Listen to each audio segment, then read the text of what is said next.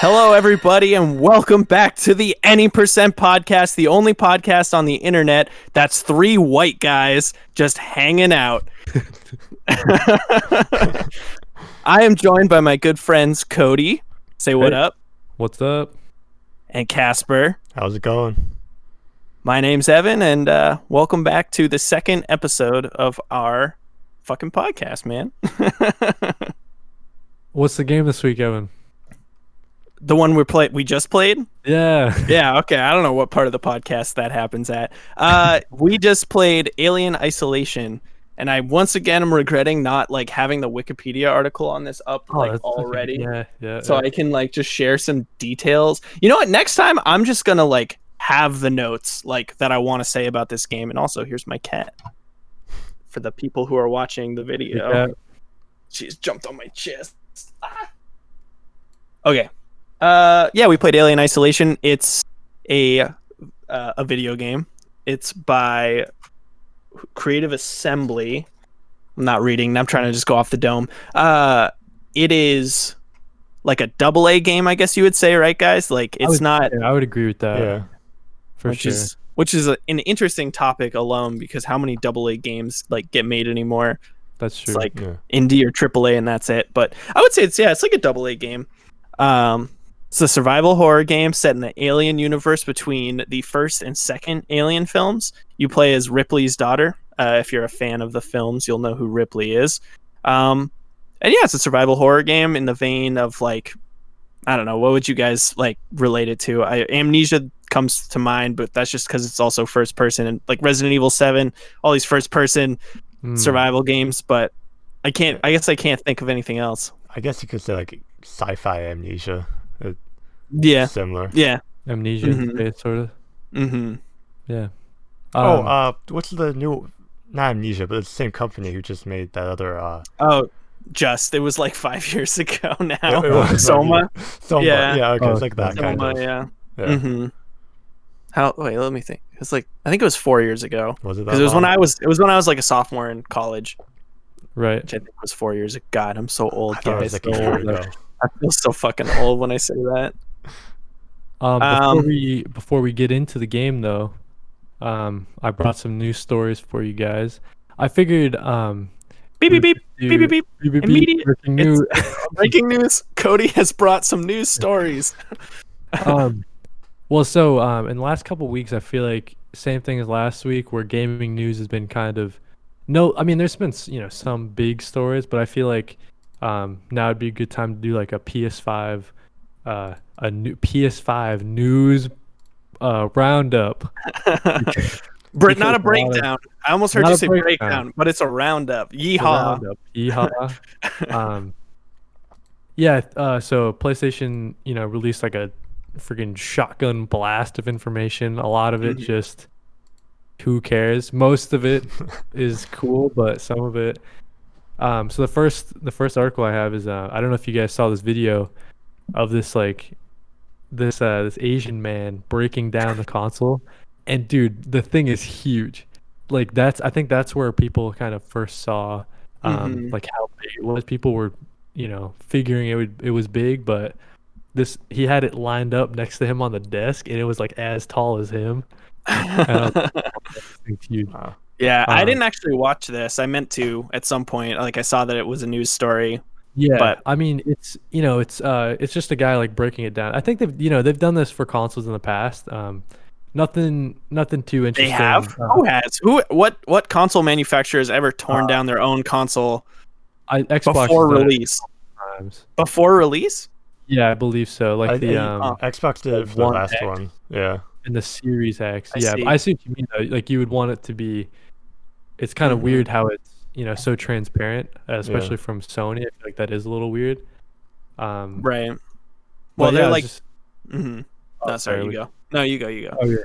Well, yeah. I was just gonna say, the big kind of takeaways were, one, like this thing is massive, and then two, they were saying that it's massive because of the fan. The fan is like half the size. It's like 1/4 of like one of the sides of it. Yeah. It's gonna sound like a turbine. Well, they're saying actually that it's actually really like kind of quiet, more quiet than what they thought. Like the PS4 is like PS4 is really loud. It's so Right. loud, dude. Yeah, it really is. Yeah, and then they showed off their, like their super fast SSD that they've been talking about. It's got like vapor chamber cooling. That's what they're. What saying. what does that mean? I've never heard of that. It's like liquid cooling, but with Right. cold air or something like that. Like condensation. So wait, cold air, isn't that like regular air cooling? Well, so if I look in the video, I wish I could pull up like an actual picture of it. But so the fan, right, is spinning and it kind of like runs it across like these metal like fins. So that's called a heat sink. Right, no, but it's not a traditional heat. Okay. Get unfocused. Your camera came unfocused because you're little fingies. Anyways, do we have to pause real quick? No, just leave it. It's probably fine. It'll go back. Yeah. Don't worry about it. Technical difficulties here on the Any Percent podcast. Just don't put your hand in front of it because it's gonna mess it up. Cody, stop. Cody, goddamn it! Quit picking that scab. Yeah. So I guess the thing I wanted to like ask you guys was like, how do you think? Like, what do you think of the kind of the design of the console, and kind of how does it compare to like previous console designs? Is it bigger than the new Xbox coming out? It's taller. I don't know if it's like wider, but definitely is taller. I think overall, in terms of like volume, it's bigger. The new Xbox, the Series X, is like fucking like a monolith. It's like very strangely shaped for a video game console. It looks like a PC tower. I don't know. As far as this design goes, I think it's very like aerodynamic in a dumb way, and that's my very hot take. From the outside, like I don't love like Alienware PCs and stuff like that. Like things that are like they look like they're meant to go fast, and it's like I don't want something that's meant to go fast. Yeah, it's just gonna sit there. Like I don't know. I really like the PS4 Pro because it's just like this black monolith. It's like a fucking rhombus, Like I love that. You have the Pro? Yeah, I had the other one before too, but I like the Pro better because there's no shiny parts or whatever. Like the original matte. PS4, yeah, right. It's all matte on the Pro, so I love that. But yeah, I don't know. I just don't love the like. The look of it looks so speedy. The like fins, like why fins? Yeah. And I heard that in this video he like pops them off pretty easily. So they're thinking that the plates on the side will be like get a Bloodborne 2 faceplate or something. So I hope that I can get them in a different form factor, like where they look less like bleh, like boom, like way out there. That would be my dream. And I'm sure someone like I'll probably be able to get one on like AliExpress at some point.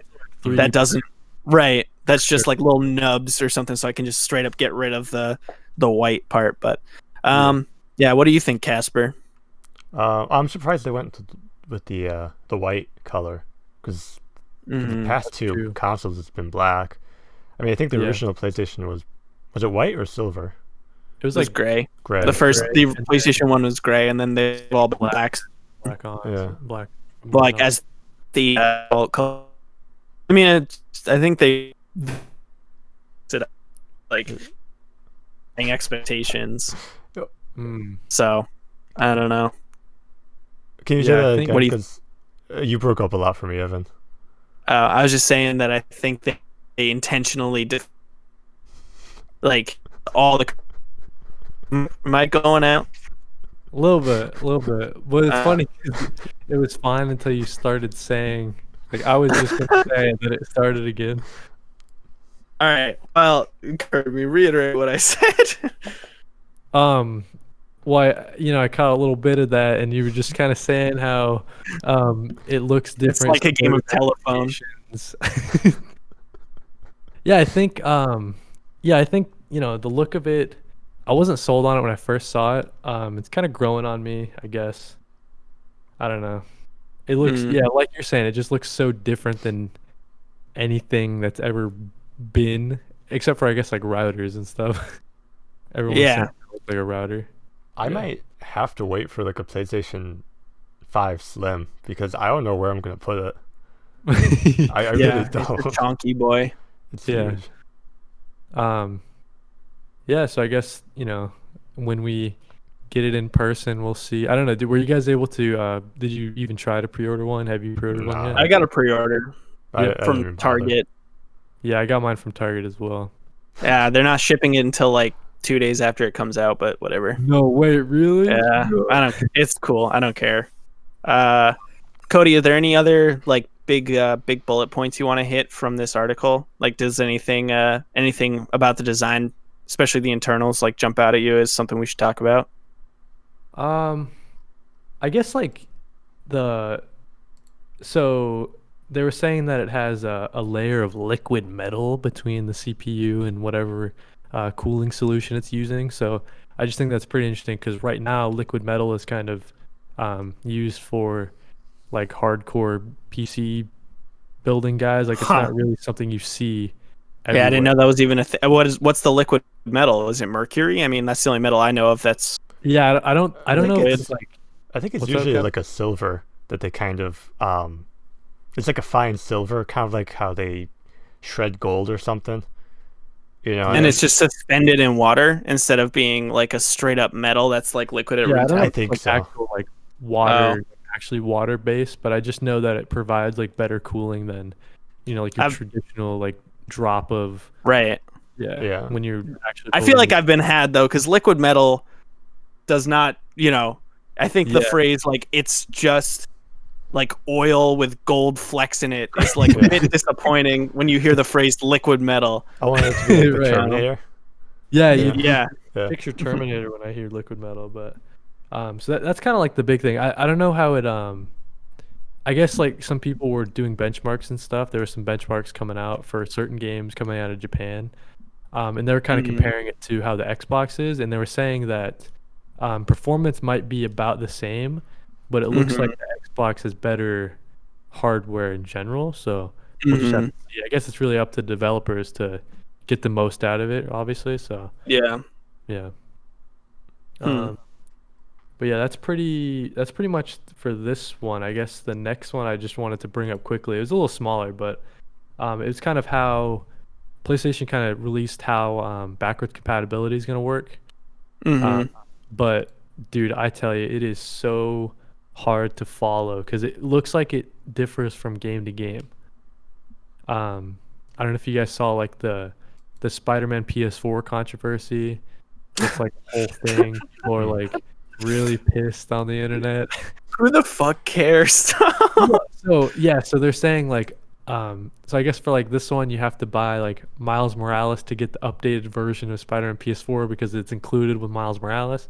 Yeah, that's kind of cool. Take your PS4 version and upgrade it for free, and there's no option to pay for it to get you have to buy the new game to get the new one, but I think it's so interesting the entitlement of people now around this. Like they're like, we should be able to get a port for free because we already bought it. Like, in what world has that ever been a thing where that's you're allowed to do that? I agree with you. I agree with you for sure. I mean, I appreciate it. But yeah, I think just the ability to play it and is that's what people should care about most. But they really want to get free upgrades. I don't know. The fact that you get it for free with the new game is pretty impressive. That's what I was saying, right? I think it's like a plenty good deal.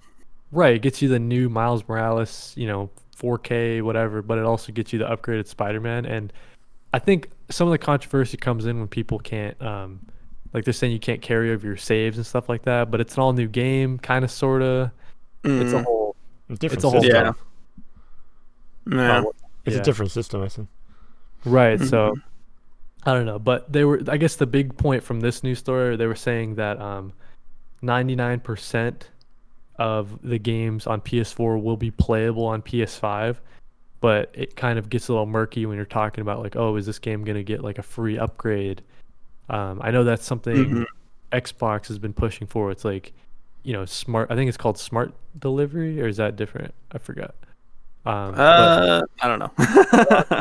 On the Xbox One X, and if you purchase it there on the Series X, you'll be upgraded for free. I know Cyberpunk is doing it for both systems, upgrading for free. Right. It's just like a whole mess right now with which games are, which games aren't. So, Yeah. All right, so this article you have up is about backwards compatibility. Is there is it a long list or a short list of things that aren't backwards compatible? They had which games aren't playable, and then they have like a list, and it's like a bunch of games that like no one's ever heard of. No offense, I don't want to be like mean, but yeah, dude, you're shitting on probably cult classics right now. People are gonna. It's okay. So our one listener so far is gonna be like, bro, I can't play. Wait, unhighlight it because I can't read it. sorry. Bro, like, I can't play Joe's Diner.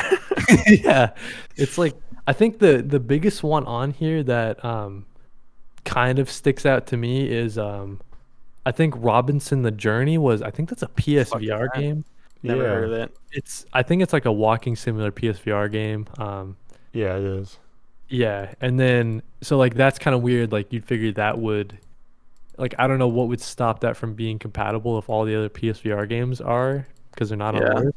I'm sure there's like far too much for us to understand for why these things aren't compatible. Like really like low level code stuff. I'm sure that's just like, yep, we use this like thing. It's like API or this library, and it just doesn't. It's not going to run on the PS5. Right.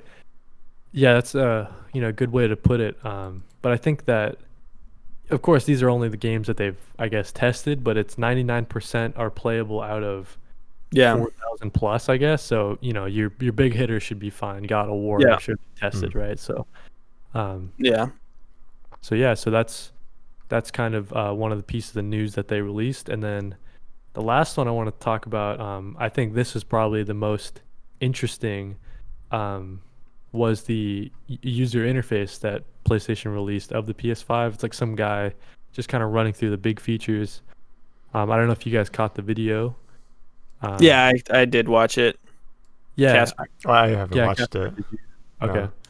No. I guess like to me, and maybe Evan can speak to this a little more as well, is like it's kind of like a mix of like PS4 and PS3. Yeah, that's kind of the pictures to me. No, probably. Or... I don't know. I wouldn't describe it like that because I feel like the thing that it made me think of was like Windows like 9 or 8 or whatever, 8, like when it like the cards and stuff. Oh, okay. Like tile screen, yeah. Yeah, I thought it was interesting and loud to have all the tiles. Like, what was it? You can only see like 4 tiles at a time on the screen. You have to just like scroll. Like, I don't know. I'm honestly not a huge fan. I've never really liked PlayStation UI after the second one. Right. I always thought they looked bad. You guys can see. Yeah, I can see. I was just gonna say, what do they call the PlayStation UI? Isn't it called like XMD? Cross media bar or something. Yeah, the PS3 was the cross media bar, and that one was like really interesting, I guess, from a user experience, I guess, because it's got like your main stuff, but then it was like you could only see one thing, and like it's very, you have to know like the icon to kind of know. I felt like that one was kind of harder to like jump in the settings and like change stuff, because the entire settings thing was like vertical. Right. Yeah.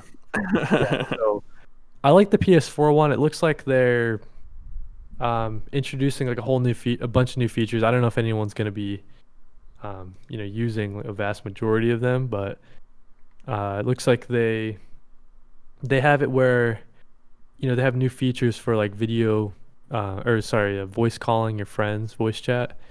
You can like stream games, and you could have it as a picture-in-picture of the game you're playing, and you could watch your friend play, stuff like that. Yeah, I think I'm pretty impressed that that's like doable from a performance perspective. Like, just I don't know. I mean, I'm not a hardware guy.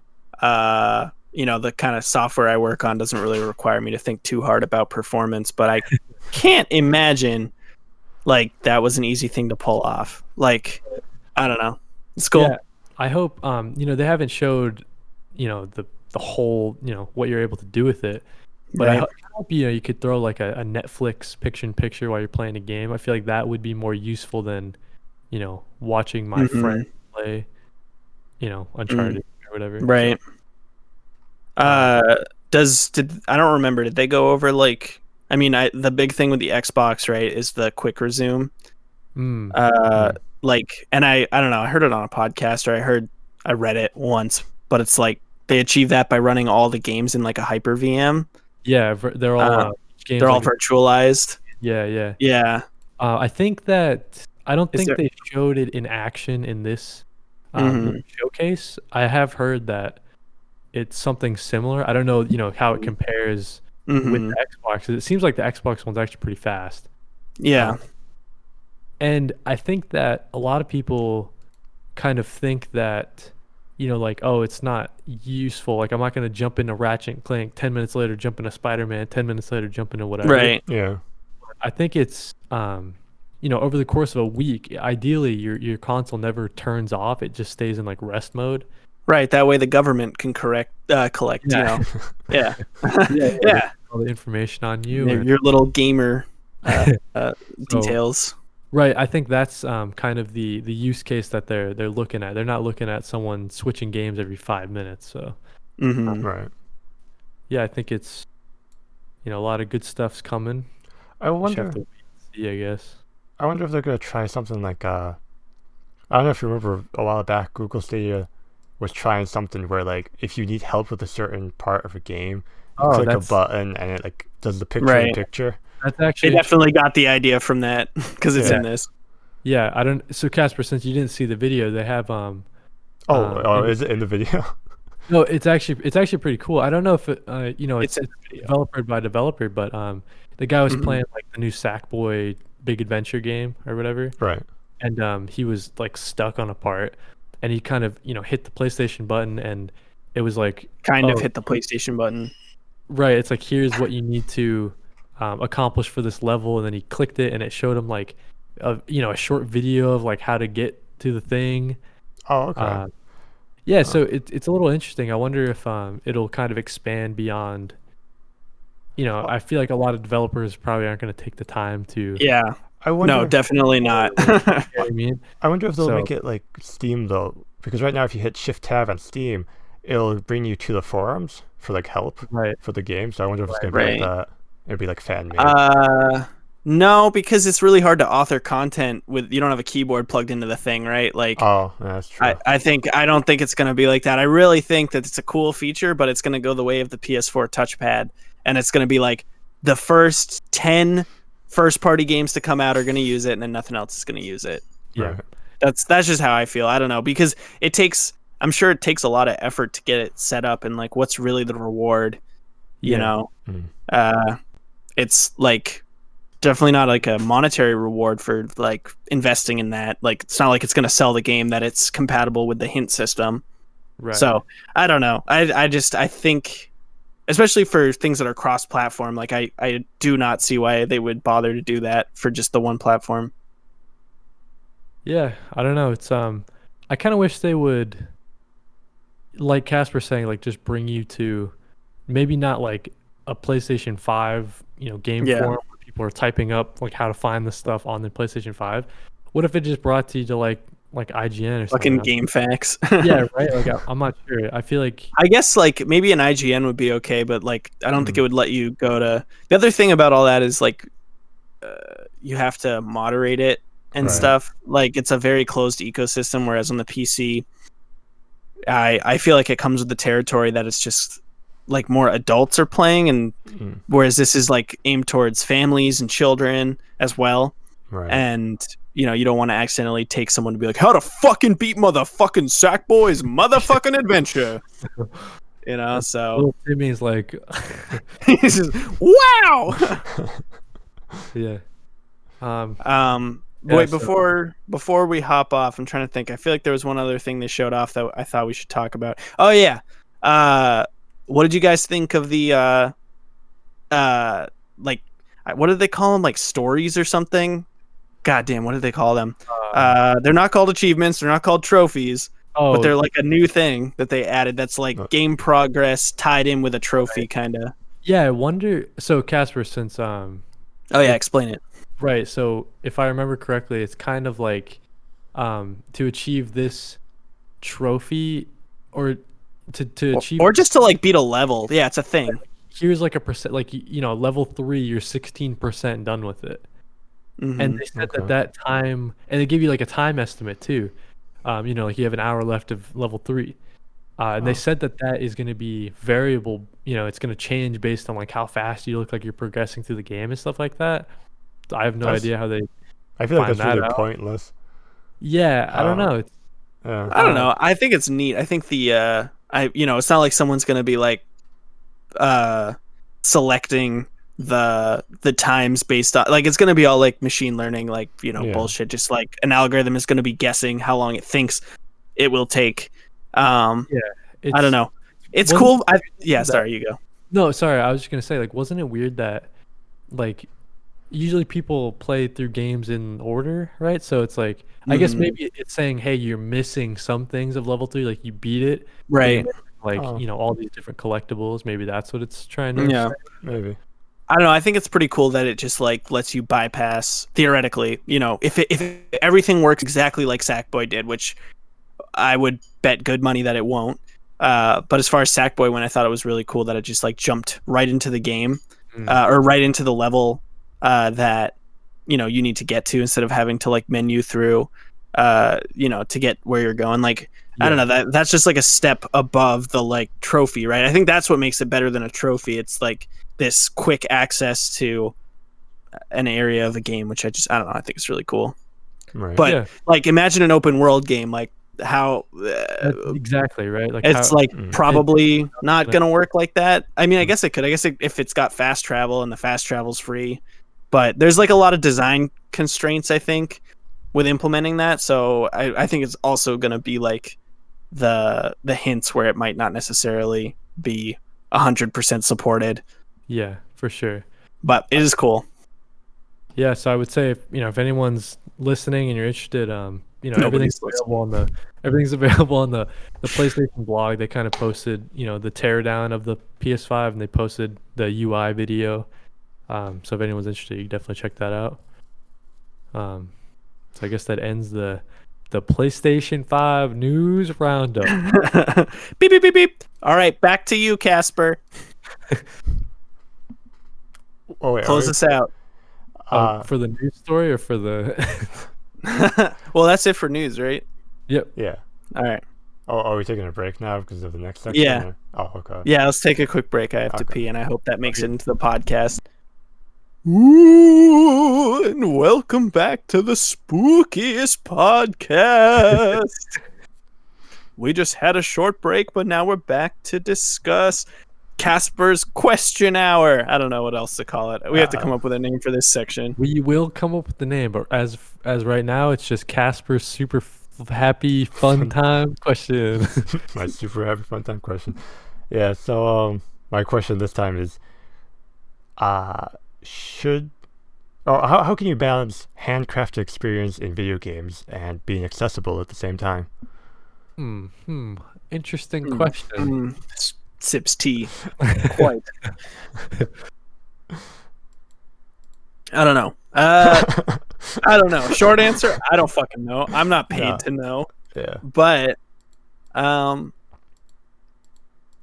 should have come up with an answer for this before. We're gonna have a fuck ton of dead air as we think about it. Just start talking. I have some thoughts. Yeah, so I mean, you look at kind of the discussion that came about from games like Sekiro and the Dark Souls series, right? It's kind of tough to balance. Like, you want to make your game as accessible as possible, but people were saying like, oh, if you add accessibility options, then it's like not the true experience that they envisioned or whatever, right? But it's like, I don't know. To me, that argument doesn't really hold weight. I feel like, you look at games like. You look at games like Last of Us 2, which is probably right now like the gold standard for accessibility in a game. Like they have, I don't know if you guys jumped in the menus. I just jumped in to see it, and it's like there's an option for literally every single thing in the game. Oh, really? Right? So you can tailor it to whatever physical disability you're having, whatever like impairment, whatever you need. Or if I'm just like not that good at video games. Exactly right. So that's my impairment. That in the mind, and they're like, oh, do you want to, that's when I look at it, an example like Celeste, right, or Hades, Mm-hmm. where they realize that their game is a little tough, and if you only want to focus on the story, you have that option. It's like, not easy, medium, hard. It's like easy, medium, hard, and then like for those that just want the story. So then you can still play through the game and you can still get that experience. Yeah, I mean, I think the argument definitely falls apart when you just think about like narratives and whether, like, obviously the narrative is not really hurt by, it being an easier or more difficult video game, but yeah, it's I always think the gameplay that's affected. I don't know. Yeah, I think it doesn't hurt anything. And like people are forced to compromise on their visions for things all the time. I mean, it's not a game made by one person, right? Like, so that's another way it like falls apart, right? Like if it was a painting made by one man and someone said you got to do it differently, I would support him to be like, no, I'm gonna paint this butthole the way I'm gonna paint it. You can't stop me. But it's made by a team of people. It's a product. Everything is a product for the most part. Like, certainly the games that have sparked these discussions are products, more so than art. That's my hot take, because they're made by like a bajillion people. Yeah. And they are designed, you're supposed to buy it, right? Like, I don't know. The whole we can have a different talk someday about our games art, because I hate that argument. But I kind of lost my train of thought, but it's all about selling it, right? So the whole like auteur, like someone having this artistic vision, like I think it doesn't really hold water, especially for video games. But I think to your point, Kody, what you had said about like Celeste and Hades, those have like, certainly Hades, I think, I don't really remember if Celeste has this, but Hades, you can like turn up and down and on and off like specific settings versus easy, medium, hard, right? Yeah. That's like awesome. Like, I don't know why every game just doesn't do that, because then you can like, if someone wants to say like, for example, like Sekiro or Dark Souls, if it's not that combat, it's not Dark Souls. So like, here's the easy like workaround for that. Like, give someone the option to have like infinite heals, and then they're still experiencing that combat that you think is like necessary. Right. Like, I don't know. I think the easy, medium, hard was from a time maybe where developers and designers didn't think people would care or want to like tailor their experience so much. They were just like, oh, we should probably have an easy mode, right? But now I feel like it's almost expected, and something that I think makes sense to just like tailor the experience exactly to the player. And I don't know. I think that's going to be the much more common thing in the future, but that's just a guess. I'm not an expert. I don't get paid to talk about this stuff, you guys. What do you think, Casper? I mean, it's pretty obvious that I think every game should be accessible to anyone who wants to play it. For certain ones, like multiplayer games, you can't really make more accessible, because if you make it easier for someone else, then everyone else is just going to do it, and that's just balancing the game. It's not accessibility. Right. Yeah, I think there definitely has to be like a line drawn, especially with multiplayer games, like you're saying. But if it's just like people that are colorblind and like they're not able to see like the enemy, right? And it's like they're just at a disadvantage, just like from the start, right? So stuff like that is, but like if you're someone who is not visually impaired or whatever, by you changing the color, it doesn't matter to you, right? So I think there's that balance that can be made for certain games. And also, like if we're talking about like the example Evan brought up about Sekiro, and like maybe a mode that you have like infinite healing, right? How does me turning on that mode, like how does that impact you and your hardcore, trying not to die, or not, you know what I mean? Like that just never made sense to me. It doesn't, because I don't know, it's like I don't know, you said it well. I don't have anything to add. I agree. I thought the exact same thing, and I was very pissed like last year when people were talking about this. Yeah, it was like this huge argument. Like everywhere I went, it was just people talking about like oh, if Sekiro was easier, then it wouldn't be Sekiro. And I'm like, not really, because they've got like a little badge, like I beat Sekiro. Right, like, I don't know why you're trying to. It's gatekeeping, right? Like you're just trying it's gatekeeping. Yeah, right, and it's like everyone should, play Sekiro, and then they're like, oh, just watch the YouTube tutorial. Just watch a YouTube walkthrough, and it's like everyone should you should be able to play whatever you want to play, and like, I don't know. I do think. Oh, sorry. Whoa, Jigs, you over here. Yeah. Well, I was just gonna say, like, I think that games are trending towards that way. Like, I think if you look at games like Last of Us 2, and that really is, like, I'm telling you guys, that is like the gold standard. They worked with like a lot of different, they reached out and got a lot of like creative input on like how they could make it more accessible. Right. I think games are trending that way. I think people that make games, they want their game to be as playable as possible, and they're trying to do it in a way that they can still, it's still that handcrafted experience that we're talking about. So. I think the argument is very interesting, and I've never thought about it with multiplayer games. Like you put it well, Kody, that like there's certain ones that have no effect really on the gameplay. Like colorblindness is the obvious one, right? Or like, I don't know, like turning on subtitles. Like there's tons of really simple ones. But I don't know. Yeah, it's interesting. Like what can developers or specifically designers do to mitigate like, cause I guess like my thought was like, yeah, right. But that's like, isn't that kind of fucked up and ableist when you think about it? Like if it's like your skill-based matchmaking, it's like, well, actually, because you're disabled, you're unskilled. Like that's kind of brutal. Like I don't know. And I don't know. I mean, there's obviously like there's tons of considerations around that, right? Because you have when it comes to multiplayer, you got to make sure you're not doing it in bad faith. Are you okay, Kody? Right. He muted himself to sneeze. Oh no, I just drink water, and I was like trying to be cool. People in podcasts, they drink water. They're just drinking their drinks. Yeah, I'm drinking a Coke, so you never see that part. Anyways. But yeah, I don't know. It's like how do you keep people from doing it in bad faith? How do you boost the people who need that help? And I mean, I do feel like the skill-based matchmaking stuff is kind of like a band-aid on a bullet. It doesn't, I don't know. I feel like it doesn't get to the root of like the design, like how to improve the design. It works. It just, I don't know. I don't know.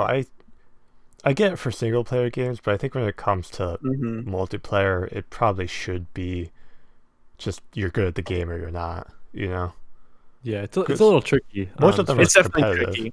I don't think there's like a clear-cut answer. I bet we would, if we had the answer right now, we would be so fucking rich in like 2 minutes. Like, no, there's no easy answer, and but it is like, it's just that discussion about Sekiro and shit. Like that was all about single player games, and I truly until this have not thought about the struggles of people who need accessibility settings, in multiplayer games. So I think like an example I'm thinking of, right, is like if someone like can't, like their reflexes or something, right, like they can't aim onto the person and shoot them as fast as someone who isn't have that disability. So then maybe give them better aim assist or something, but then someone like you're saying, like someone who just takes advantage of that. So it's like, right.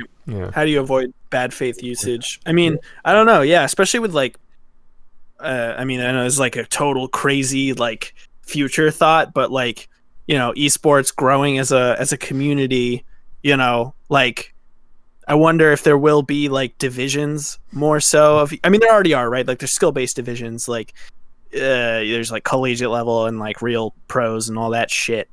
But like, I wonder if there will be like, the only analog I can think of is the Special Olympics, right? That's the obvious analog. But like something like that. Right. Yeah, something like that, but for esports. Like, I wonder if we're like only a couple years away from that. Yeah, as that industry kind of grows, I bet. Yeah, definitely. Yeah. Because that's one solution, right? Like restrict, I don't know, like that, but No, there's no great solution, I don't think, for balancing skill against all this other stuff in a multiplayer setting. God damn. I guess you just don't design your game to maybe need certain things, but that's still like compromising potentially on your design. I don't know. Yeah, it's a hard one. It's a mess, dude. It's a mess. Yeah. It's a mess. It's a hard question that we don't have the answer. I think thinking about it is, important, I guess, because, like we're saying, like we want everybody to be able to play every game, right? It's just how do you, and I think, initiatives like Xbox is taking with their adaptive controller, right? I think that's, kind of on the way there. It might not be there 100%, but just making it easier for someone to interface with the game that's already there, in their own special way. I think that's a good idea. I was it's a step in the right direction. Is it even compatible on PlayStation? No, I imagine not. I guess I don't actually know. I don't know. I guess I figured it was just like a Bluetooth controller, but I don't know if they would need to. I'm pretty turn sure it on the PlayStation side. I'm pretty sure you can use it on PC and the Switch. Okay. Yeah, I think I did see you can use it on the Switch. Yeah, which is cool. Awesome. Yeah, that's really cool. All right. Anybody have any closing thoughts on accessibility in games as we weigh in as three able-bodied young men, very nuanced opinions? I feel like we gave the perfect answer. All right. Give us the money. We've solved it. All right. We're going to take another quick break. Don't go anywhere. We'll be right back.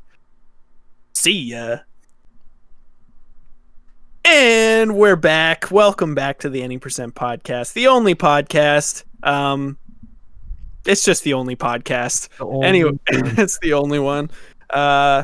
We have reached the final section of our podcast. It is the lovely Any Percent. Let's call it the Any Percent section. We're still working on it, but this is the part where we talk about a game that we all played. We pick them the week before, and we decide, what we're gonna play, and then we're just gonna go for it. We're gonna see how much we can get done. Hence the name Any Percent. So, as we stated earlier in the podcast, this episode is about Alien Isolation. We already kind of gave a little description in the game, so why doesn't everybody tell me how much of the game you played? So let's start with producer Casper. I completed the game, so. Yeah. Wow, my man. I completed it on hard too, so my man. I liked it. It was really fun. Yeah. How about newsboy Kody? Yeah. So I played. I guess me and Cass were trying to figure it out. It sounds like I played at least like 1/3 or something like that. I definitely wanted to continue. I think I like the game a lot. It kind of is the game that I didn't know I needed. Right now, that sounds kind of weird and lame, but it's just like I kind of wanted like a game where like you're looting and you're trying to I guess I just wanted a stealth horror, and I didn't realize I wanted to play a stealth horror. Usually those kind of games don't really call out to me, I guess. So. Nice. I only played like 3 or 4 hours of it. I literally haven't seen the fucking alien yet. Which, dude, it's some bullshit though. They teased me. They killed a guy like from the shadows with the alien, but I haven't seen the alien. Damn, I've played like 2-3 hours of this game. Like, show me the goods. Show me the fucking thing before the colon. Like, I'm ready. Do you think that it's something you want to keep playing though, Evan? Like, is this? Yeah. No, that's just. Yeah, the only reason I didn't play more is just because it's been like a really busy 2 weeks. I think that's our cycle, or it's going to be our cycle is 2 weeks. But yeah, I got one good chunk of time to sit down and play it, and it didn't feel like the kind of thing like with Ape Out, which was our game last podcast. I could sit down and play just like a couple minutes at a time, but with games like this, it's kind of hard to find those little chunks of time to sit and play. It's more like you want to have a sesh. And I just only had like one really good chunk of time to play in the last 2 weeks. But I really enjoyed what I played, and I will keep playing. Or I would. I probably won't, because we have to just keep going, because this is our job. This is the hustle. This is the grind. So, but maybe at some point, maybe long after Kody is dead and this podcast is over, I will finish the game. But it's a cool game. I like it. Yeah. So last time I kind of led the discussion with notes, but I don't have very many notes because I only played for a little bit. So I guess we can. What do you guys think of just kind of following the kind of three major areas that we talked about last time, which were mechanics, which is so that's like the game design, like the mechanical design, visuals, so art direction, stuff like that. Then the sound design, so that's encapsulates music and sound. And then something we didn't talk about for Ape Out because it's pretty much non-existent, but something I think we should talk about for any game where it's a thing is the narrative design, like what we think of the story being told. So I guess let's just jump in. I mean, okay, roulette, which section do you guys want to start with? I think the section, I feel like the section we should start with is probably the art direction, like you mentioned. Okay. I feel like that's kind of the most, to me, that's the most compelling part is just kind of the, I guess like the atmosphere that they made when they developed it, right? So like you're walking down these claustrophobic hallways and it's like super dark and things are beeping and booping, you know? And that was the first thing I noticed about the game, the hallways. It just, everything felt tight, you know, you just couldn't breathe. And they're asking you to crawl in a vent and you're like, you can see like this much and you don't have your flashlight batteries anymore and you just can't see anything. I just think, just, you know, from, I don't know, so Casper, I know you've seen Alien. Evan, have you seen at least when I was a kid? I haven't watched it recently. My girlfriend's dad wants me to rewatch him with him, but I haven't yet. You know, I think the whole like 1970s, like what they pictured the future looking like, I think that art style is just super cool. Like, you know, all the old computers and like everything makes a noise for some reason. Yeah, everything whirs no matter what. Yeah, right. Everything's like mechanical and analog. Yeah, analog. Very analog. Yeah. I mean, I think like the retrofuturism in it is very cool. I think from what I played, they did a good job of capturing like, you know, Alien, Blade Runner, just that like kind of dirty analog version of the future. So I thought that was really cool. I also I felt, how do I want to put this? I felt strongly that I didn't love the film effect. I think that it makes me nauseous, and B, it's kind of cheesy in video games to add that like grain effect. But I don't know. I was curious what you guys thought about that. Like the only other game I can think of that has it, well, I guess maybe some other games have it that I just haven't realized, but I think of like The Evil Within, which I don't know if you guys have played, but that game has like movie bars on the top and bottom and an ass load of grain, and it's like, it's not a movie, it's a game. Like, please stop. Like, like I don't know. When I started playing the game, I just turned the film grain down to like 50%, and I was like, okay, I can't really tell it's there anymore. Maybe it's doing something behind the scenes that's making me feel more engrossed in this, but like I can't literally see the pixels like shaking, so I was happy and I just stopped. But I don't know. Yeah, what do you guys think about film grain in games? I didn't really notice it for this one. Yeah, I was gonna say the Casper. I don't think I noticed. It's literally the first thing I noticed. I booted up the game and I went, ugh. Oh no! I didn't even know that it had a film grain when you were playing it. Like, I know like the beeper and stuff, like that stuff kind of was grainy, but I don't. No, dude, like this on the screen, there's like a film, like, you know, like a movie, like there's little pitter patters. I'll boot it up and see. Like, I guess if I haven't noticed it, then maybe that means it's good. I mean, that means it's a good usage of it, right? Like, you want to, you know, your visual direction and those little touches like need to be like they either need to stand out a lot and be a good thing, or they need to blend so well that you don't notice them, right? Like that's the dream. So I don't know, maybe I'm just like really nitpicky about it, because for some reason that effect does for me like make me feel a little barfy. But yeah, I noticed that immediately, and I guess I was just curious what you guys thought about that. But I didn't even notice. I'll have to you know, actually pay attention when I play it next. Because I feel like I I feel like I have noticed stuff like that in the past. I don't know, but maybe I don't know. For some reason, this one just didn't. So Evan, are you able to play like VR games without? That might be a little I've only played VR like twice, and it went okay. I got a little nauseous, but I don't know. I think it's a different thing, certainly. Like, yeah. I don't know. I have no idea why it is. I just got Borkin freaking poo brain, so I don't know. So I see here Casper has in the run of show you oh wait, this game was 2014. I thought it was No, it came out in 2013. It came out on PlayStation 3, Xbox 360, PS4. I remember that, but I guess I didn't think about it. Like the graphics look really good when you put it in that context. Yeah, it looks pretty damn. Yeah, sorry. The player models look kind of outdated. Like their faces look really stiff. You know? Yeah. Oh yeah, everybody looks a little bit like dead. Like, yeah. I will say, kind of like this is falls in the same category, but the even if the face models and like the character models might not look super good, I think the voice acting is pretty good. I don't know if you. I would say pretty good is very generous. I think it's at best pretty good. I think the main character I thought it was pretty fine good. at best. Yeah, because she talks, and then everyone else at the beginning, I was like, oh man.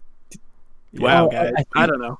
There's one guy who talks to you. I don't know if I haven't gotten to this point when it's revealed that he's an android. That's kind of the vibe I was getting. Yeah, he is. He's an android. Is that like a twist in the game? I'm not sure. It's now a spoiler cast. Okay, it's not a twist, his voice acting was a little off, but I kind of figured like, oh, that guy's probably an android, right? So that's got it. Or why it sounds so robotic. He's either a bad actor or not human.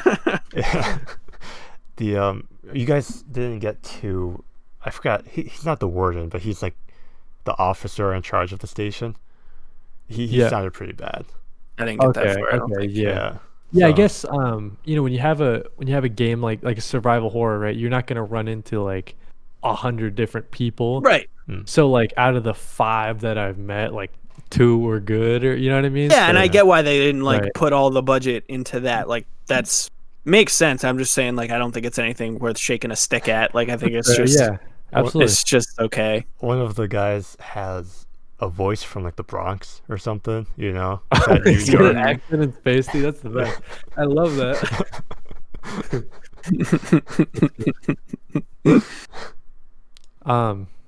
Yes, I don't know. Just like besides like we're talking about the kind of atmosphere that the game has going for it. I don't know what else you guys like jumps out to you as far as like the art direction. Not a ton. I think for me, I think you said it well already, but I think something that I think is like interesting just from like a visual perspective, and this is like totally just like a little footnote, but like when you swipe the card and shit to save. Oh yeah. Bruh, her wrists are so tiny. Which is like a normal human being has wrists like that, but it's not like a video game character. It looks kind of, I don't know. At some point, play the game again, hit save, and like look at her wrist and be like, "Holy God!" It's like she got little bird bones, little fucking chicken arms. I know. Because usually you're a big, strong, like right? Totally. And like I was just that I thought that was like a visually like it made me like, whoa, wait, what am I looking at? I noticed in some cutscenes too when their elbows bent, it was like a plastic straw bending. Like it just folded in the crease. It didn't look right. Yeah, I guess there were a couple cutscenes that just didn't look right to me. Right. So, I think it is. It is of that. I guess 2014 like era, right? Where the visuals, like for the most part, I would say they hold up. Yeah. Like you're saying, like you do notice some things. Totally. Compare it to games like games that are coming out now, obviously. So. Of course. I would say that their ability to build ambiance far outweighs all these little technical things that we've kind of pointed out. Like I think that it does a really, really good job visually of God, I literally hate what I'm about to say. But like you feel like you're an alien. Right. I'm gonna say that for every game. You feel like you're in Sonic the Hedgehog too. But I don't know, I think they did a good job. If you told me the game came out this year, I would believe you. You know, You would believe them? I would believe. Yeah. Yeah. I mean, the characters were kind of off, but even then, sometimes games just don't have good character models. So Right. I could believe it came out this year. I didn't realize it came out 6 years ago. Yeah, I know. When you put it that way, it's like kind of seems weird. I feel like I could have sworn it was like a 2017 game. I don't know why. It came out. And that's when it came out on like the PlayStation 4, I think, or Like maybe not. Maybe everything released at once. In 2019, it came out for the Switch. Oh yeah. So Yeah. Oh shit! I should have got it for my Switch instead of the PlayStation. Then or the PC, because then I could have like played it all the time. Yeah. I probably would have found more time to play it. I didn't know it was out for the Switch until I looked it up earlier.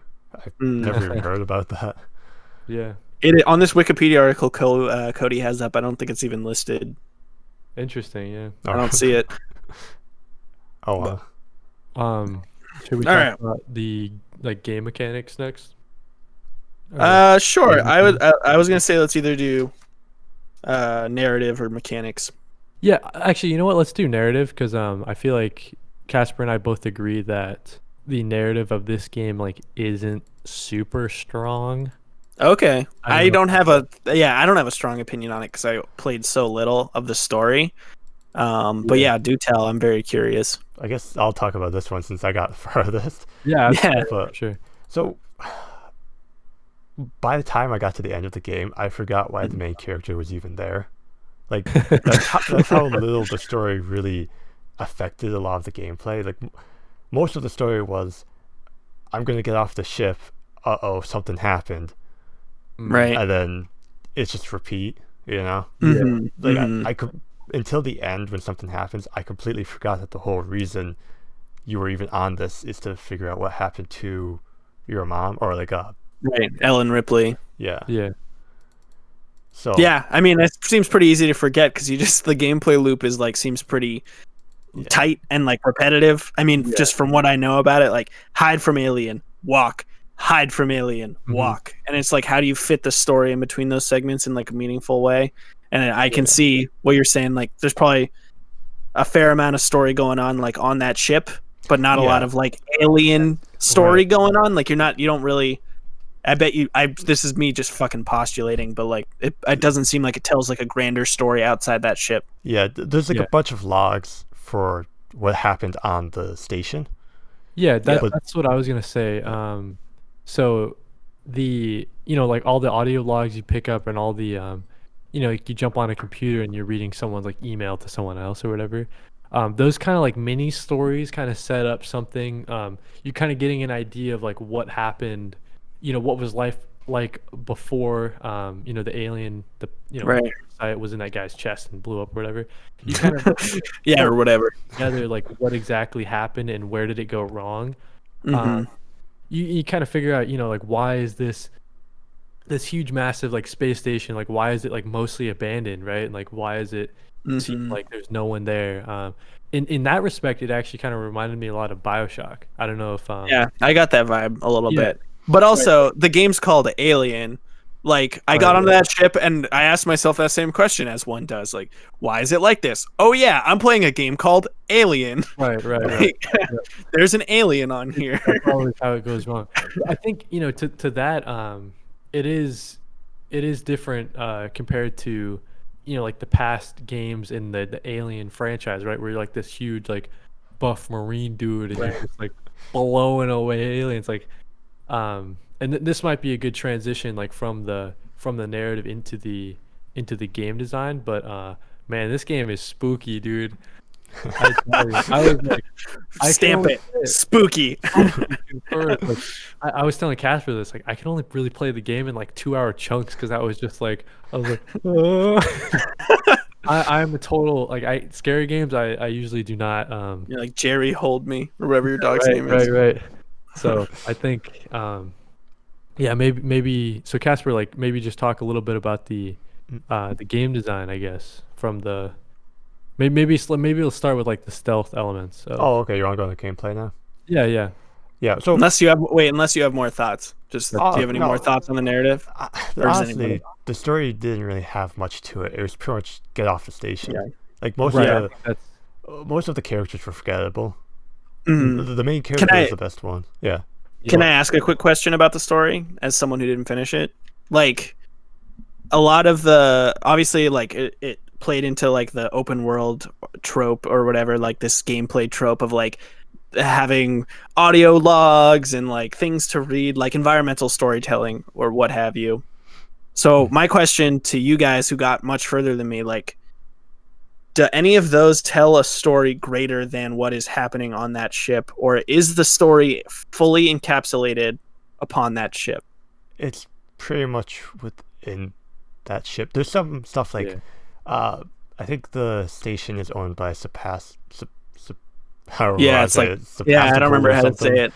Yes, Sevastopol. Sevastopol. It's owned by that, but like you find out that it's being bought out by a different company. It's like the other big company in the universe. Yeah, it's kind of I'd never heard of Sevastopol, but Wayland isn't Wayland-Yutani the big one? That's the big one. That's the one. Or just Wayland. Yeah. Yeah. Yeah. It reminds me a game I was playing recently is kind of had a similar idea where like, the company you work for is getting. Like so that's why like the ship was being decommissioned, right? So that's kind of why a lot of people. Why it was already pretty empty. Mm-hmm. Yeah, right. So, yeah, I guess to answer your question, like it does, you get a little tidbits of that, but it really is just like the life stories of the people on the ship, and like Got it. Yeah. All right, let's jump to the next thing. Thank you. All right. Okay. Casper, stealth gameplay. It was a stealth game. Like there was combat, but there was no point in doing it. It was almost always better just to be stealthy. Because humans, if they see you, I mean, I play on hard mode, so it could be a little different. But on hard, 1 or 2 shots and you're dead. Yeah, and usually there's more than one person. Right. Androids, if one gets alerted by you, all the rest immediately get alerted and walk towards you. And the alien, you can't do anything about it unless you have the flamethrower, and even then, sometimes he'll charge you while you're flamethrowing him. So Kody, what do you think about that? About like the optimized or the is stealth the optimal strategy for on non-hard mode for you? Yeah, I feel like like the game. Like so, Evan, I think you're pretty close to where you start finding like different blueprints, so you can start because I guess we haven't talked about this yet, but there is like a crafting system. Right, I have the med kit. Right, that's the only thing I have. So the game kind of opens up once you're able to build like like pipe bombs and Molotovs and noisemakers and stuff like that. There's a whole array of things you're able to build. But I felt for me, it's like Casper saying like. It's just you really don't want to be fighting the androids take like a ton of hits, right? And I just once you get the stun baton, I guess they're easier, but you're not so stealth is still for you the optimal strat. Okay. Yeah, I mean I think it's an interesting thing because in some games like they make it so you can just fucking run and gun your way through it.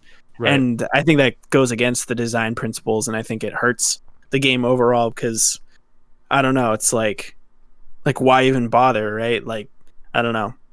You make a way to play the game that's the like intended way, but then you add on a different way to play that's just so much easier or like more straightforward maybe. It's like why even bother with like sweating my ass off as I try to sneak past this guy, Right, yeah. It's like I don't know, just to connect it to something else like Metal Gear Solid 5. Stealth, like a historically stealth series. But like I like forced myself as a fan of the series to play it stealthily, but it is so much more optimal and easier and straightforward to just shoot everybody in the face. And like it's so I don't know.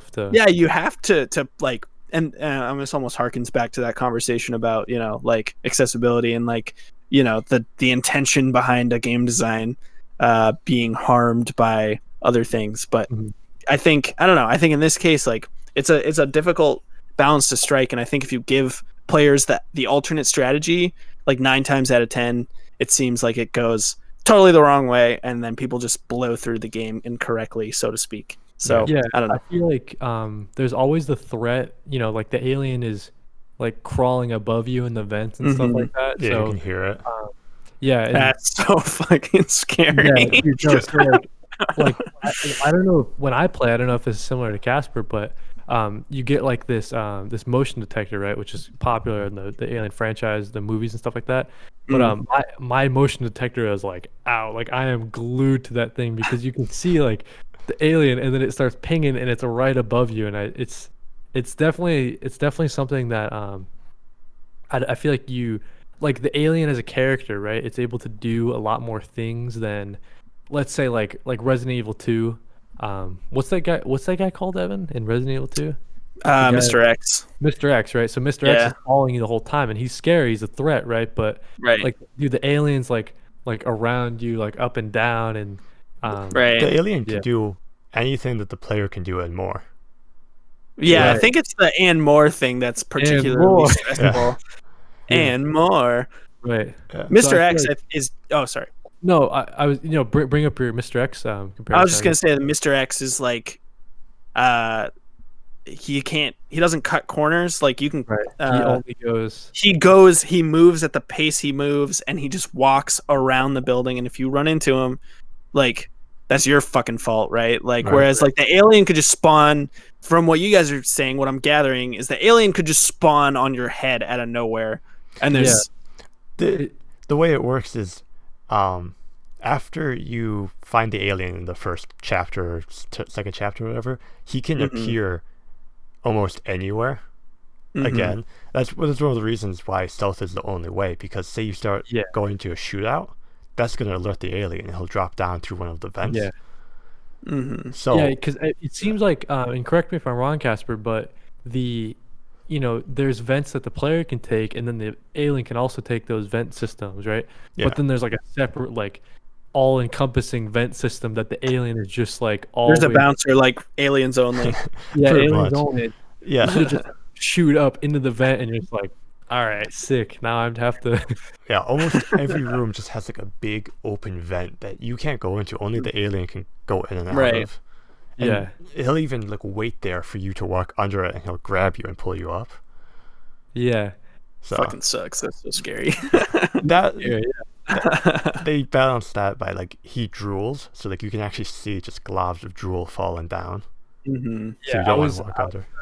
I was playing and I was screen sharing for Casper, who's watching me play, and I was like, "Oh, like there's water here, or whatever," and I walked right underneath and got pulled up, and it scared the crap out of me. I think to kind of cap off the stealth point, I feel like they killed it with the scary like stealth horror aspect of the game, because I mean that's, other than that, like, really what is the game? You know what I mean? Like I feel like that's kind of the idea. They would try to capture not the like Aliens movie. They try to capture like the first Alien movie and the kind of vibe that it was setting, picking off the crewmates one by one, right? That's kind of the thing it was going for. So do you kill it? I have to know. That's a good question, Casper. I feel like Casper, you can. The game's 2014. I feel like you can. Do you guys want me to spoil it for you? I'm not finishing it anytime soon. Do you want me to just like quickly go through the story? Then sure. Just tell us if he killed it. That's all I want to know, Casper. There's more than one it. So you don't say. Why? Okay, I'm just gonna tell you what happens in the end. Then. All right. Pretty much, you blow off the entire station. It that's kind of like the only dude. Yeah. That's like, if there's a spider in your house, right? You just burn the whole thing down, right? So I feel like pretty much you're escaping to the ship you went on, right? And you just deorbit the entire station because something else happened. So you're just trying to escape before the entire station just falls into the gas giant. Right. Because that's kind of the whole thread of the alien in the franchise is just like, it is a parasite or whatever, and it lives in your body, and then you bring it to a different ship, and now that ship's fucked, so later in the game, like probably like 3/4 of the way, that's where you find the hive. And that part was probably one of my favorite, but it was also really scary because you're in the hive, right? There's multiple aliens. There's face huggers. I think that's what they're called. Yep. There's face huggers that just one shot you if you don't shoot them or flamethrower them. Yeah. But if you they'll find you no matter how stealthy you are, and as soon as you kill them, no matter what you kill them with, an alien drops down. Wow. So you have to like immediately run or hide. Yeah. Interesting. Yeah. So, but it was probably one of the cooler parts because it has like that, just like that alien art, like the gooey, I don't know what you call it, like that membrane all over the walls and stuff. Yeah. That yeah, I think that kind of ties to the like art direction as well, right? It's just like this place is gross, and we kind of covered that. Yeah, it's kind of just filthy. Yeah, it's a filthy future. Yeah. Well, so you I guys was gonna say. Oh yeah. Well, no, sorry, Evan. No. Go. Go. Well, I was gonna say, like, Casper, what are some things that, because we've been talking pretty highly about this game, except for maybe like the character animations and stuff. But what are some things that you didn't like, especially about the game design? Because I know I got a couple things. I felt like a lot of the times I was just waiting in a closet. Like I was just stuck there, and the alien would just be in the room, walk back and forth, leave the room, and then within like 5 seconds immediately come back. And yes, you never have a good time to. That could have been my fault. Maybe I wasn't You're using like, and then tools. And then Right. And then That's exactly what happened. I definitely agree with that. It's like, that's kind of the drawbacks of having, that probably ties into like the AI and stuff, right? It's like, depends on maybe it's coded differently if it's hard mode or whatever. Maybe you're making noise when you don't think you're making noise, and it kind of is drawn that way. I will say, so something I was having trouble with. Sometimes I feel like the save points are really far apart. I was talking to Casper about this earlier, but like I'll just be bashing my head against the wall like for 5 tries, and it's like I know what I'm supposed to do, but I'm getting more and more impatient as I'm going. And maybe that's on me, but it's like what do you do when you're crouching down a hallway and an alien just drops down? It's like I don't have the flamethrower. I don't have any tools to fight off this thing, and it's like I feel like that wasn't my fault because I feel like I wasn't making any noise. I don't know. I actually think the beginning part of the game is harder for the most part than the later half, just because you don't have as many tools. Right. By the end of the game, you have so many different options that you can just, you have different ways to go about it. Although, that being said, the AI learns from, like, say you use the flare a lot to distract it, it will learn to find where the flare was thrown from. Oh, I see. Yeah, I've heard. I think I heard that when it came out. Yeah, or like, that's pretty. If you use the vents a lot, it will crawl through the vents more. If you hide in the closets, it will check the closets. My goodness. All that stuff. Yeah, it is really cool. Yeah, that's awesome. I would love to. We're kind of talking about how this is like a AA game, right? Like I would love to see them do, maybe not like a direct sequel to this, but maybe just. I think that the whole universe, the whole alien universe, is super interesting. Yeah, so I would like to see them do another game, but I don't know. I guess it's been 6 years and it hasn't happened. Maybe it won't, but yeah. Just trying to see what else Creative Assembly has done, like lately. This game was right, pretty well, right? Oh, they do Total War, I guess. So that's right. Like, that's their thing. Right, and they've been doing Total War games for a while. Yeah, people really like this game. Is that what you asked, Casper? Yeah. Yeah, it was very well reviewed, I think. Yeah, I feel like for the time, especially, I remember, like like I'm saying, I didn't. Horror games are not really my cup of tea, so I didn't really jump onto it right when it came out. But 81 on Metacritic. Yeah, and that's exactly, but better than mediocre. That's like good territory. That's right? a good game. Yeah, it's a good game. So I feel like that's. I think horror games in general don't sell as well. Oh, definitely not. Yeah. I mean, the mass appeal of being scared shitless is pretty low. Right. Did you guys want to? While we're still on mechanics, did you guys want? I see in the notes that there's kind of like there's stuff about the different enemies. Like Oh, Do you guys want to expound on that at all, or skip it? we could skip. I just wrote it just for me to remember. Okay. Yeah, I think the biggest point there is that there's multiple different Android types, and they are like some are resistant to certain attacks. So that kind of changes up how you have to approach those situations. The humans are kind of lame from my. Oh, yeah. Sorry. Yeah. I was just gonna ask, like, so there's different Android types. Sure. How does the game telegraph to the player, like, hey, this one is the one that you can't fucking shock? Like, right. I like when I think of an Android in my head, right? I'm just thinking of a guy. They're just people. Like, how does the game tell the player, like, this, like, so what's the unique look? There's a normal Android, which is called a working Joe, and then there's the industrial Joe. They wear, it's not a raincoat, but it's like that like a radioactive plastic thing. That's So you can't. I didn't actually know you couldn't electric shock them until I tried to do it, and it just grabbed me and snapped my neck. Just turn around and look at you, and just like choke you.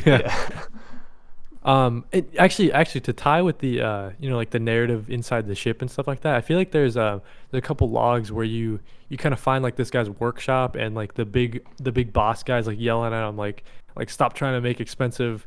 Like I got you because you're cheap, not because you're good. Stop working on these expensive jokes. So I feel like that ties into maybe there's more breadcrumbs, right? Where you find out that this guy kind of created these without his superiors knowing, and that's kind of why they're going rampant. They're kind of on the human stuff. They explain it. Do you want me to? Okay, was I right? No. Idiot, fucking dumbass. The AI, which I forgot the name of. Because every ship has an AI, like in Mother they call it. This one's not called. Apollo. It's Apollo. Okay. But Apollo. So you know how the entire station is being decommissioned and being sold to Wayland or whatever. Yep. They found out about the aliens, and they had the Apollo system pretty much rewired to keep everything on board. Oh, I see. To keep it all contained on the ship. So it forced the androids to hurt people. And keep them inside. So interesting. Yeah, that's actually pretty cool. That's a big point too, because the main characters work for Wayland, and they're mad because they weren't important enough, and Wayland knew. Yeah. Right. And I just want to say one thing before we get off mechanics. I don't know if this is a mechanic, but I noticed for achievements, Steam tells you like 50% of players got this achievement. Oh yeah. Right. By the time I got to the end, there was like 10% of players got the final chapter achievement for actually being the game. Yeah, I feel like that's pretty common. Like I feel like games, everyone just peters out and they don't finish. A lot of people don't finish games. Yeah. I mean, especially now that I'm like an adult, I'm like, I don't have fucking time to finish a game. I have to go to work. Yeah, that's what we're here for. Something I wanted to talk about mechanically. I don't know. Actually, I don't know what this is. It either falls into narrative or it falls into mechanics. And it was kind of related to the environmental storytelling the game uses, but I fucking hate this. Here's what I hate. When the main character in an open world game or whatever type of game discovers a dead body with a key item and they go, "Oh geez, don't think you'll be needing this," and then they like rip it from its cold dead hands. That takes me out of a narrative. So I guess this belongs in the narrative part. We'll get the hang of getting these in the right parts at some point, but it takes me out of it so bad. It's like, you don't need to say something snippy. Like they always see it and they're like, "Oh my fucking god, I've never been so disgusted in my fucking life. Oh my god." And then when you go to actually pick it up, they're just like, "Check please." Like they just take it. And it's like where'd that remorse go? Yeah. And that's like, I mean, this game made me think of it, and I don't have another example handy, but I don't know. Maybe the one listener will agree to me that that's just like, it takes me out of it like nobody's business. Yeah. I think that those kind of game mechanics are super common, right? Where like you gotta find the key card, you gotta find the code, and right. Yeah, so I like but I'm specifically talking about this dead body where someone says something snippy to a dead body. It's like, who do you think heard that? Like, it's like what is it called? Ludonarrative dissonance, right? It's like what like the gameplay requires me to take it from the body. Why would you not like handle it in a like intense way? Instead, they chose to make a joke, which doesn't make sense for who I think the character is. Right. Anyway, I could like talk about this for hours. Let's keep going. Yeah, right on. I don't have any more gameplay stuff to talk about. I don't know if Casper does, but no, yeah, let's go into the story narrative or whatever. Oh yeah, so we talked about how it's kind of like bare bones. I feel like the story isn't really anything to write home about, but yeah. Really, there's not much. I mean, it's a good story. It doesn't bring anything new. It's just kind of, you've seen it before, you know. Yeah. What's the time? Then we got the time. Maybe we should give our final thoughts on Alien Isolation. Yeah, I don't know how long. We should have a little timer up that we keep track. Yeah. That's definitely. It's been like an hour and a half. Okay. All right. My final thoughts. It was fun. I would recommend that people play it. I don't know if it's worth finishing based on how much I've played, but I'd be interested to finish it if I had time. That's my stamp. It's like a big ass stamp that says I would finish it, comma, if I had time, comma, sorry. And I just yeah, all right on the box. You said sorry too. Yeah. Yeah, I agree with Evan. I don't know if I'm gonna definitely try to get like more out of the game. I want to kind of see where kind of the game mechanic like loop closes, I guess. Just to kind of see where it goes. But I don't think I'll be probably not finishing this game, unfortunately, but put that on the box. I will not be finishing this, unfortunately. Yeah, I did complete the game. I completed it on hard, which was the recommended mode, which was kind of weird. Usually, like just the normal or whatever. But yeah, I mean it's all relative, right? Like whatever. Yeah, yeah. But I played it on hard because that's what the game recommended. I don't know if I would have. I don't know if it's worth it. Whoa. You know, okay. Like put that on the box. Well, I mean, to play it on hard, like. Okay. Yeah. You play it on normal, it's probably fine. Hard can be really frustrating sometimes. Yeah, like I to go off that, like I feel like I'm a little annoyed at some parts just playing it on normal. You know what I mean? Like, right. Some parts are just cumbersome when they don't need to be. So yeah, I feel like on hard it probably just makes that even worse. But so I guess my recommendation is play it just non-hard. Just out of curiosity, can you change the gameplay difficulty in the middle of a save? You can like scale it up or down. Okay, you can. That's good. I was tempted to, but like by the time I was tempted to, I was already over halfway. Yeah, so I don't know. My opinion on that, like if you can, and you're just like having a bad time, like why not? Like it's the worst feeling when you just run into a wall over and over again, and there's just like nothing you can do about it because you suck at video games, right? Like I don't know. Yeah.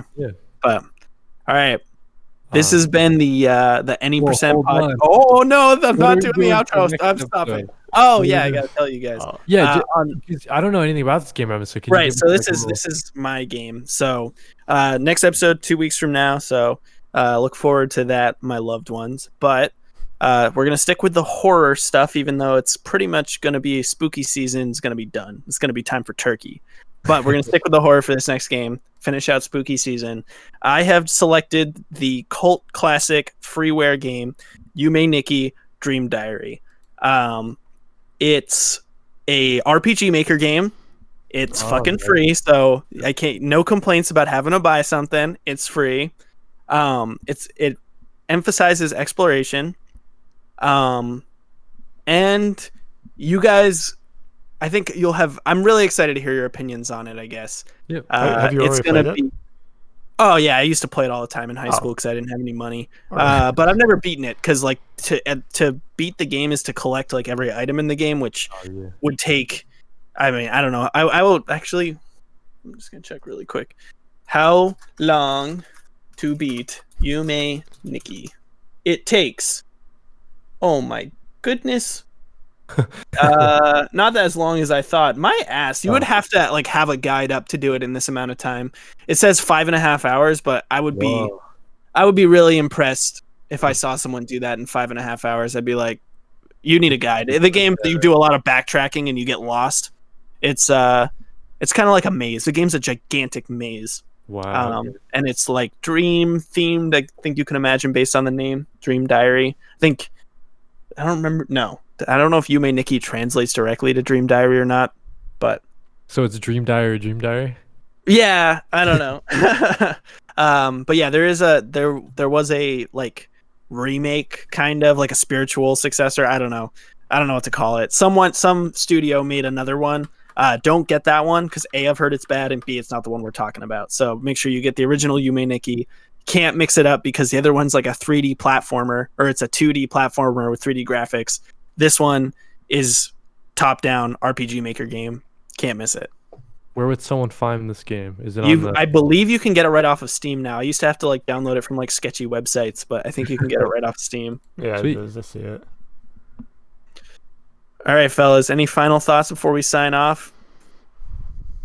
I think that about wraps it up. Yeah. All right. Like, subscribe. This has been like, follow, retweet, subscribe. Dig this. Post it on your MySpace. Post it on your Angel Fire website. Send it to your grandma. Have her fax it to my dad, and he'll tell me if you did that. And I trust my dad to tell me. He will call me on my cell phone. So do all that. Thanks for listening. This has been the second episode of the Any Percent Podcast. Some music would play or something.